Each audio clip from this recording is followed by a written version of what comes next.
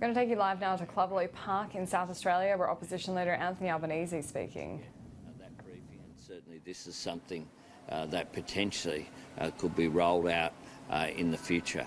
Australian innovation making a difference at a time of emergencies, but obviously applicable at other times as well. I might ask Penny, our leader in the Senate, to just make a few comments.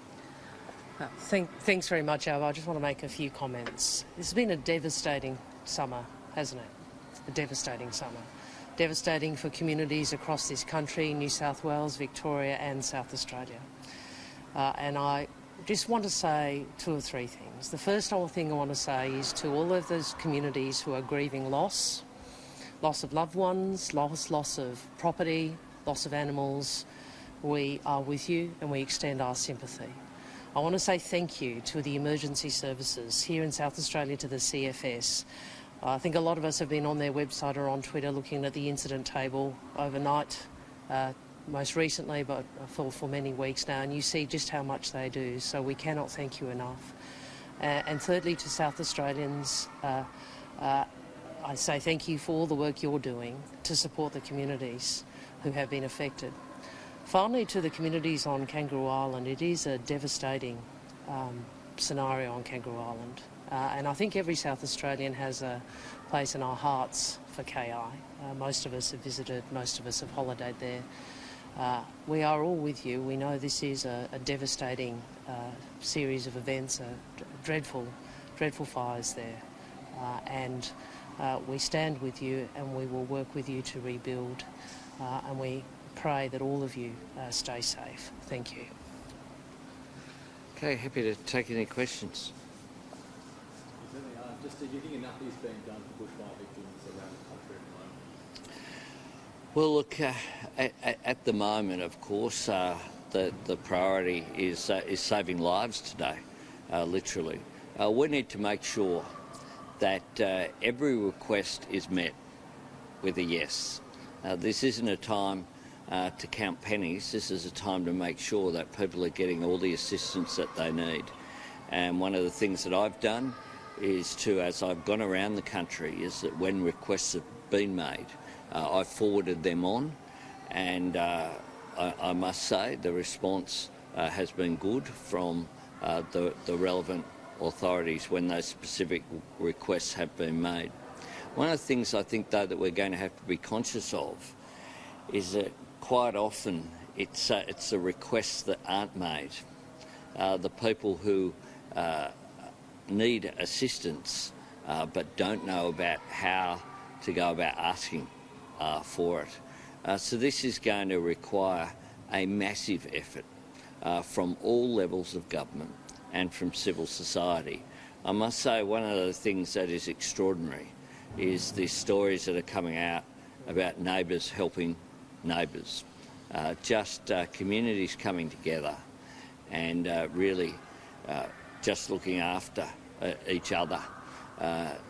We talk a lot about mateship in Australia. This is what mateship is about, just helping each other, looking after each other, particularly at times of trauma such as this. But we are going to have to look at this long term. I think about the sort of vision that we've seen of kids being placed in those circumstances whereby that will have a lasting memory. People will never forget it. What's important is that it not have a long-term impact on them. So I think mental health is going to have to be something that is really looked after, made sure that we have those resources available. You mentioned the overseas plan before. Do we know when any of those will be deployed? Look, what I'm told, and in listening to some of the advice of experts, including the former fire chiefs, Greg Mullins and others who have experience here, is that in the Northern Hemisphere in particular, there would be some planes that aren't being utilised at the moment. And we should be maximising use of all of our assets. Of course, there are circumstances such as in Victoria. One of the things about these fires that I learned in one of the briefings, is that in some cases essentially the heat, the flames and the direct impact are going hundreds of metres into the air, making flying over particular areas impossible to do. So we need to just make sure, I think, that we're using every asset at our disposal, and it's a good thing if we increase the number of assets that are available for use. Scott Morrison has come under a great deal of criticism in bushfire crisis. Some even calling him to stand down, saying he's failed in his duties. What do you make of that? Look, I've made it clear that I'm not a commentator during these issues. My job is to meet with people, to provide information, to do my best to make constructive suggestions, so people would be aware that we made the suggestion a number of times over a period of many weeks that volunteer firefighters needed some form of economic compensation. They couldn't continue to do what they were doing day after day whilst they had no capacity to put food on the table for their families and pay their rent and pay their mortgages. I've seen that as my job, to put forward constructive suggestions. I continue to say that what we need is a national response and a coordination which is not just between an individual state and the Commonwealth, but between all of the states and the Commonwealth together, all the levels of government, as a national response, which is why I suggested that COAG meet as far back as November. So I've seen that as my job. Other people will make their own judgments about Scott Morrison and the incident with young Zoe in Cobargo, who I think that she has put her views very clearly. I think the footage speaks for itself. Do you think this will continue to hurt his popularity in the long term after this crisis, though? Look, my concern isn't for Scott Morrison. My concern is for those people whose lives are in danger today, and the communities that are really suffering. I want to focus on that. Today I'll have an opportunity, and I thank Peter for facilitating the meetings with the CFS and with people in those communities, the wine industry and others in the agricultural sector who've been affected in the Adelaide Hills.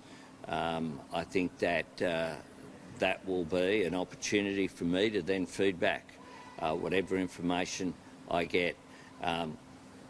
This isn't a time where my concern isn't the popularity or otherwise of Scott Morrison. That's a matter for him. You mentioned Zoe. Why do you think there is so much public anger? I mean, she's just one of many out there in the community. I think the footage speaks for itself in terms of the circumstances there, and I think that Zoe is a 20-year-old with a young daughter.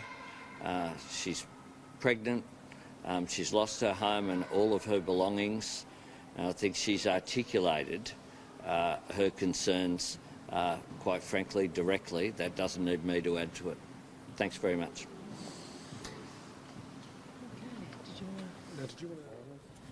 Opposition Leader Anthony Albanese there speaking in South Australia, where he's been visiting with locals. We do know that they are battling that big bushfire on Kangaroo Island. Actually, let's take a listen back in. Very closely with the state government and the SES services to put the Humani Hut system into KI. It's there at the moment. It's working. It's giving respite to our hardworking SES and firefighting volunteers. It's exactly the purpose that we started this company. It's terrific to have an opportunity to promote it, but clearly our thoughts are also with those people who are fighting fires throughout Australia. We think this gives wonderful respite to those people who work very hard and helps them become more productive as they fight fires into the future.